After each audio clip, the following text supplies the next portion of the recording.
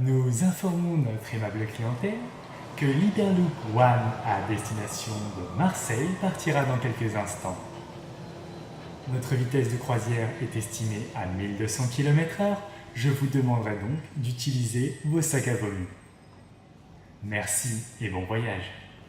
Salut à tous, c'est Gary et aujourd'hui je vais vous parler du transport de demain, mais avant ça, place à l'intro, c'est parti.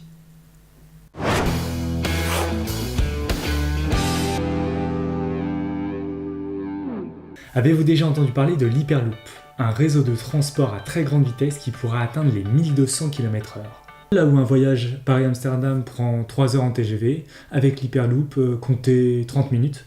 Le projet semble utopique et pourtant il est bien réel. L'entreprise créée en 2014, Hyperloop One, a levé plus de 295 millions auprès d'investisseurs privés. Ouais bon, assez de fric pour mener à bien le projet quoi. Enfin, je pense. Les premiers essais ont eu lieu en 2016 dans le désert du Nevada, pas loin des locaux de SpaceX. Vous savez, les fusées de Elon Musk. Un prototype miniature placé dans un tube et lancé à pleine vitesse est parvenu à atteindre les 327 km/h en moins de 5 secondes. C'est donc un premier succès pour cette entreprise qui souhaite révolutionner le transport. Récemment, la France s'est elle aussi lancée dans les trains à très haute vitesse avec la participation de la SNCF au financement de Hyperloop One.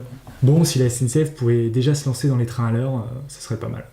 D'après les dirigeants d'Hyperloop One, une première commercialisation du concept devrait voir le jour d'ici 2021.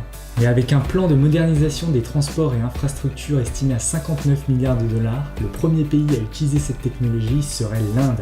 L'Hyperloop One devrait relier Mumbai à Pune. Allez les gars, un petit Paris-Bali d'ici 4 ans pour mes 30 ans, ça serait parfait. Même si dans quelques années il ne sera possible de traverser des continents en quelques minutes, si j'ai un conseil à vous donner, n'attendez pas plus longtemps pour voyager, partager et découvrir de nouvelles expériences. Et après tout, si la durée d'un trajet peut paraître longue, l'attente ne ferait-elle pas partie de l'excitation d'un voyage ? Voilà, j'espère que cette vidéo vous a plu, n'hésitez pas à partager la vidéo et moi je vous dis à très bientôt.